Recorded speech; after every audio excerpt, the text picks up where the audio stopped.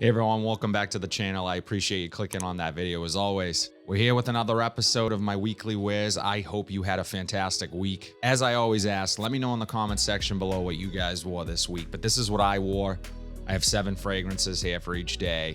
So let's not waste any more time. Let's jump right into it. So what's pretty much been the story here in Boston where I live, the last couple weeks, last month really, the weather has been up and down.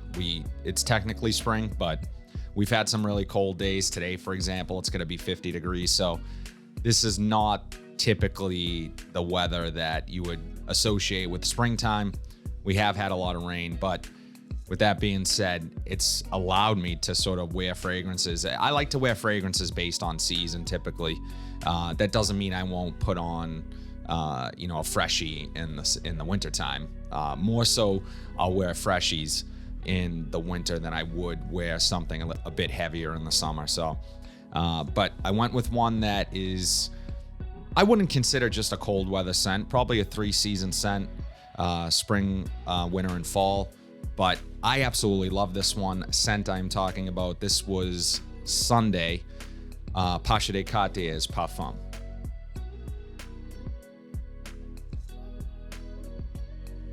Now this one, I get hit with a spicy amber right off the top. It's a bit balsamic. It has sort of this richness to it. It's fresh, it's spicy, it's warm, it's aromatic from the lavender. This is classified as an amber fougere, but it has a tweak to it. It's listed as a booze note or a liquor note, which I get. Sort of that barbershop sensibility with a bit of a twist.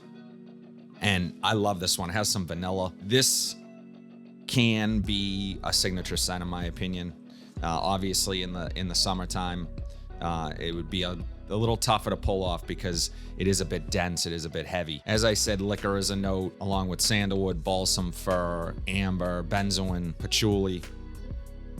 Guys, if you haven't smelled this one, this I would associate with maybe someone who is business savvy, who is put together. It's a classy scent. This could be used during the day into the night, so it's super versatile. I get a bit of almost a chocolatey touch probably from that patchouli. Super fresh smelling, spicy, really nice. I get good longevity out of this pretty much all day long, and projection is really good for the first couple of hours. You could overspray this, so go easy on the sprays.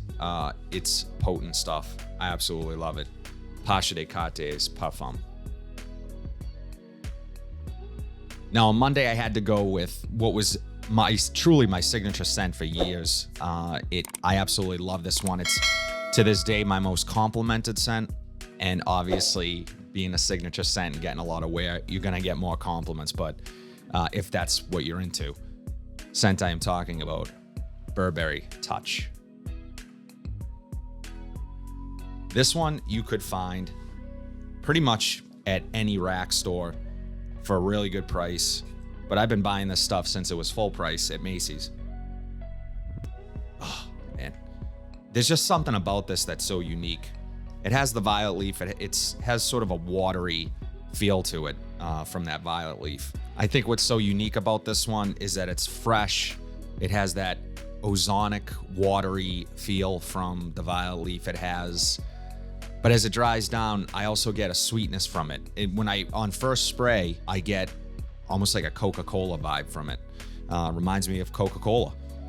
But as I was saying, as it dries down, it begins to become more green, a bit more woody, a bit more powdery almost. And this scent can work in any situation, any day, any occasion, any season.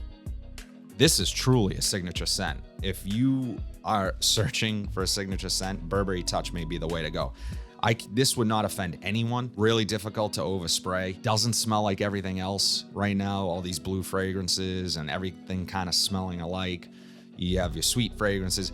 This is just fastball right down the middle. It is perfect in my opinion. I wouldn't change anything about this scent. I absolutely love it. As far as longevity goes, you're gonna get all day from it.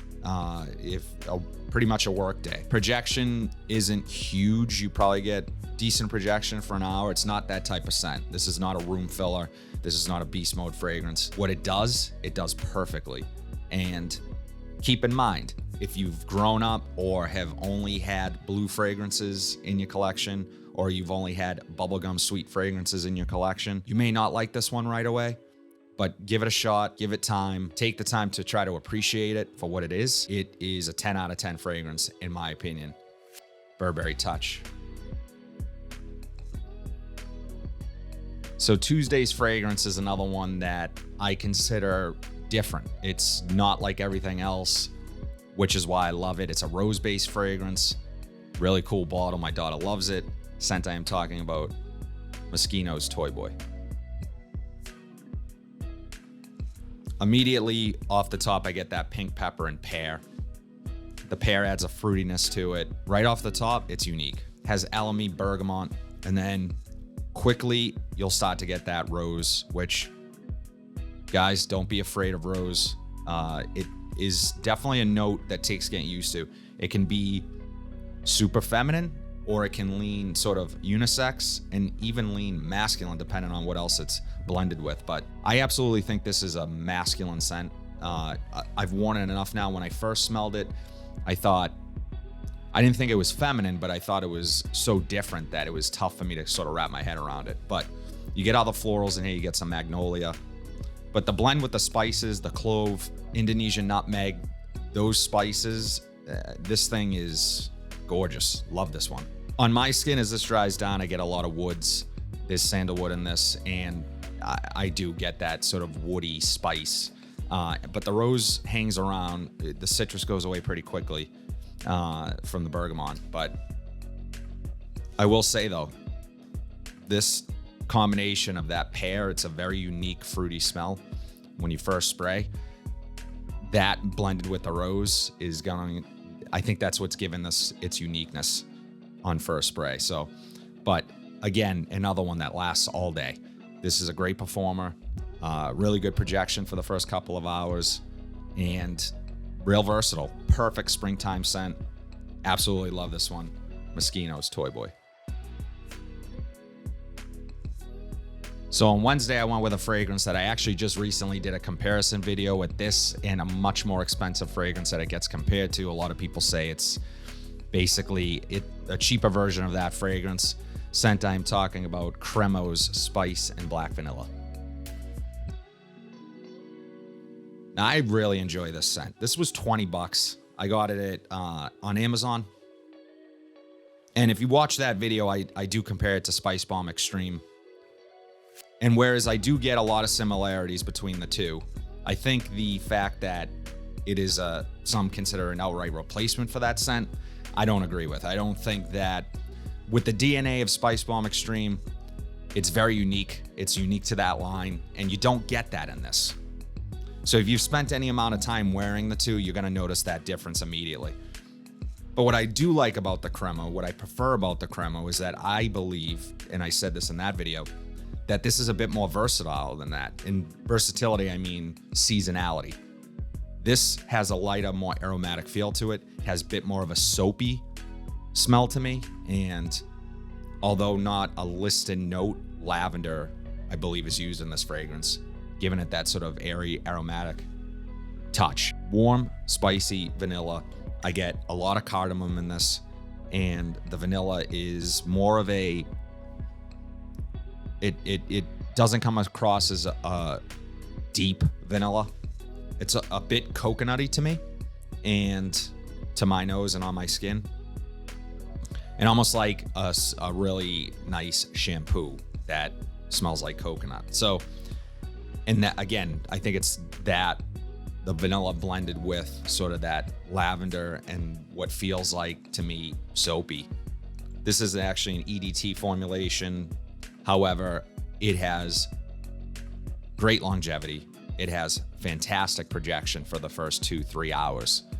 You can absolutely overspray this, so you might even choke yourself out if you go a little too heavy on the trigger. So be cautious of that. But This one is a great one for 20 bucks. Cremo, spice, and black vanilla. So on Thursday, I actually had to do some work for real estate, and I decided to go with this one. I did a first impressions video of this one, and I wanted to wear it more, and I wanted to get just more of a feel for and what I thought of it. I will say that this fragrance is getting a ton of hate right now, and it's polarizing. Some people love it, some people hate it. Scent I am talking about, Dolce & Gabbana's Light Blue Italian Love. Now, this is a new release, but one of the criticisms that people are mentioning is that this smells like BO. Now, I wore it on Thursday. I didn't get one person telling me that I smell like BO. They didn't really kind of shy away from me like, this guy stinks. I don't know. And I personally don't get BO. However, I can understand why some people get that from this. And I'll tell you, as I was testing it, it was later in the day, and my wife came into the bathroom, and I was in there just washing up, and she said that, she goes, oh, I was going to say, because I told her about this scent and what people were talking and saying about it. And she goes, oh, I was going to say, when I first walked into the bathroom, I said, oh, I get kind of a BO smell. And I was like, uh-oh, that's not good. Emotional, damn it. But when I let her smell it off my skin, she didn't get that. So I think what's causing that is the grapefruit. And grapefruit, particularly a rindy grapefruit, can come off to some as body odor. I get it a bit from Hugo Boss Reversed, which also utilizes grapefruit in its top note. And although it's not what I traditionally think is BO, if this was called Dolce & Gabbana Light Blue Italian Sub, then maybe I would say it smells like BO. But I just don't get BO. At the end of the day, this is a cologne. It's a fragrance, and I don't think Dolce & Gabbana is going to release something that is outright stinking like someone's armpits. But you never know. Maybe some people are into that. No judgment. But I personally don't get the BO. And as a matter of fact, this scent to me, I will say the opening is a bit polarizing even for me, because that grapefruit, it's a rindy grapefruit. It's not sweet. I get very little sweetness from this fragrance, but there's something about it that I enjoy. I just do. It's, particularly in the late dry down, this thing sticks around all day. Great performer, like all the other Dolce & Gabbana Light Blues, but there's just something about it that I really enjoy in that dry down. Comes across as there's cashmere in this. I think just some of the notes that are used are what's causing this feeling of people not being sure about it. It's not your typical out of the shower, fresh and clean scent. So keep that in mind. I would absolutely say this is probably not blind buy safe. If you have tried Forever, this to me is a more, tamed Forever. The grapefruit is reined in a bit, and it just has more going on. So I really enjoy this one so far, and I'm going to try not to let the talk of BO and that type of thing sort of affect my wearing of it. Although I'd be lying to you if I said that it didn't. Once that gets in your head, you try to smell it and then you're like, do I pick it up? Again, I personally don't, but yeah, that's something that you're going to have to make your own judgment on if you're considering purchasing this one. But Thursday scent, Dolce & Gabbana Light Blue Italian Love. So on Friday, I met up with some buddies and we went to the Red Sox game. They lost, but it was opening day here in Fenway, and wanted to go with something with some versatility, some just ease. And you guys are probably going to see a lot of this one because I talked about it in other videos, but it's fantastic. I absolutely love it. Scent I'm talking about, Mancera's Cedrat Boise. Fruity, woody, vanilla, a bit of leather. That citrus is just excellent in combination with that vanilla and the fruitiness. Oh man, this guy's hype is real on this one. I think that, like many reviewers and like many people talk about, if you haven't tried a niche fragrance yet, maybe get started with Cedrat Boise. And there's not a designer that I can think of that smells like this. Obviously gets compared to Creed's Aventus, which I've said in other videos, I don't think I can understand why people compare it, but they don't smell the same to me. They just don't. I own both.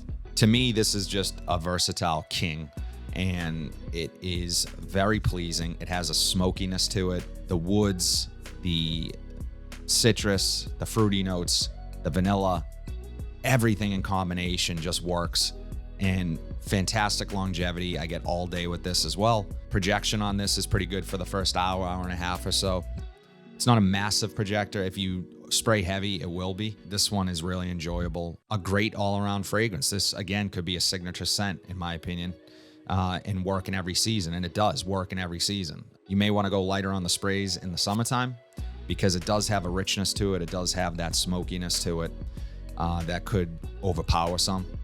But it's not overly sweet.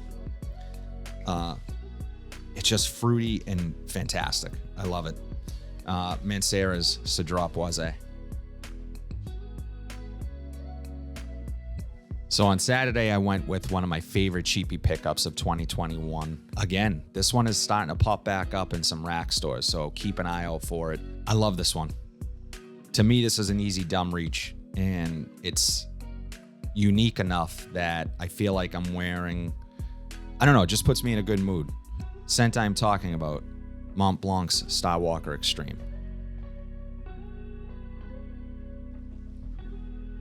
So on first spray, I get some apple, I get some mandarin orange, I get a lot of lavender, some geranium. The geranium is adding sort of a mintiness to it and a cooling effect, but quickly you get that tonka bean. And although tonka bean's listed in the base as a note, I get a lot of tonka bean and a lot of patchouli. And that's basically what this scent is.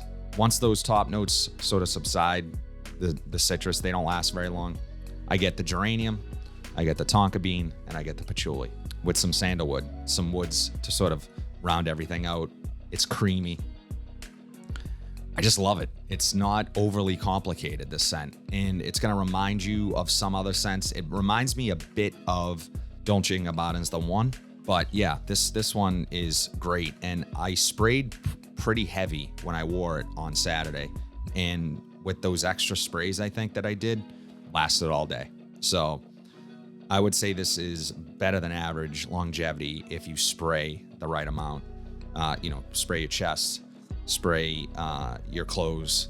There's a lot of fruitiness up top, and it's a blend of fruit, so it smells almost like a fruit cup or something. It's really nice, just the right amount of sweetness. It's a bit powdery, probably from that tonka bean, and like I said, that sandalwood adds that creamy note to this. Absolutely love this one. If you guys see this at the rack store, I would definitely say this is a safe blind buy. As far as it compares to the original Starwalker, I get literally zero notes from that one. I mean, what I will say is that this is a bit, in a weird way, almost aquatic. There's an airiness to it, and I would say that's the only similarity between the two. I'm a big fan of the original Starwalker. I love that scent. But this one is its own unique thing. And if you're thinking you're getting the original Starwalker, just an extreme version of it, that's not the case here. This is its own scent. They just share a name. Starwalker Extreme from Mont Blanc. That's all I have today, guys. I truly appreciate all the love and support. We are very close to 800 subscribers. By the time this is posted, we may be at 800. Comment below what you wore this week. Let me know. I'm really curious to see what your rotation was. If you like what you saw today, please be sure to like, comment, subscribe, share this video, hit that bell notification so you are updated whenever I upload new content. But until then, have a great rest of the day, and I'll see you in the next video.